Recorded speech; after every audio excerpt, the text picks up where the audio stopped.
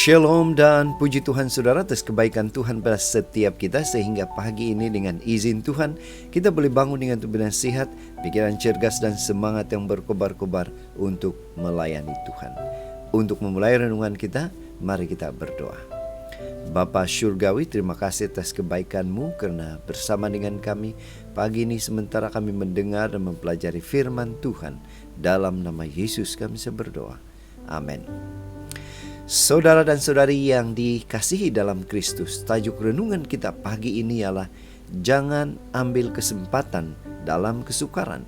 Mengapa dan apa tindakan yang terbaik? Saudara, firman Tuhan dalam Yakobus 4 ayat 17 mengatakan, jadi jika seseorang tahu bagaimana ia harus berbuat baik, tetapi ia tidak melakukannya, ia berdosa. Saudara, bacaan kita hari ini saya ambil dalam buku Obadja 1 ayat 1 hingga 21. Ini merupakan nubuatan tentang Edom. Edom akan dihukum oleh Tuhan. Mengapa? Saudara, inilah yang menarik yang akan kita pelajari, di mana kita tahu itu adalah sesuatu yang baik, tetapi kita tidak melakukannya. Itulah yang terjadi kepada Edom.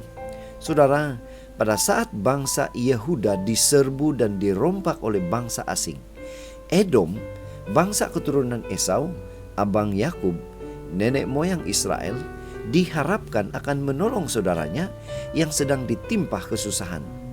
Tetapi bukan pula menolong, malah mereka hanya menonton kesusahan Yehuda dalam merasa sukacita dari jauh.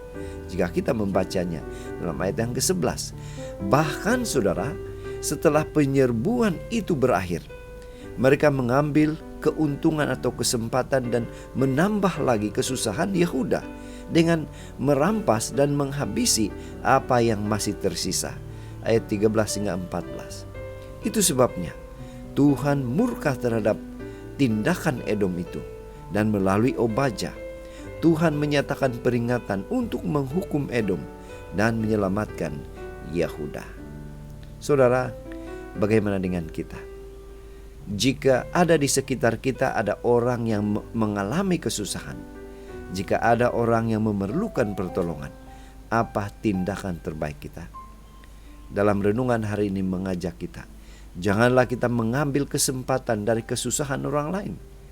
Kita sebagai umat percaya yang sudah menerima Yesus sebagai juru selamat, kita bertanggung jawab untuk segera menolong dengan tulus ikhlas tanpa mengharapkan balasan. Janganlah kita hanya melihat padahal kita mampu memberikan bantuan, atau bahkan lebih parah lagi, memanfaatkan atau mengambil kesempatan dari kesusahan orang tersebut untuk keuntungan kita pribadi. Saudara, Tuhan sangat membenci perbuatan yang demikian dan pasti akan menuntut pertanggungjawaban dari kita. Itu makanya Yakobus 4 ayat 17 mengatakan, jadi jika seseorang tahu bagaimana ia harus berbuat baik, tetapi ia tidak melakukannya, ia berdosa. Saudara, itu sebabnya pada pagi ini mari kita ingatkan diri kita dan bertindak untuk senang, untuk gembira, bersuka cita di dalam hati, untuk menolong mereka yang sedang mengalami kesusahan. Itu adalah panggilan Tuhan pada setiap kita untuk melayani sesama. Inilah doa dan harapan kita, saudara. Mari kita sama-sama lakukannya, dan mari kita datang pada Tuhan untuk meminta kekuatan, kemampuan, dan Tuhan pasti akan memberikan itu. Dan pasti kita akan dikuatkan sehingga kita boleh melayani atau menolong orang yang dalam kesusahan.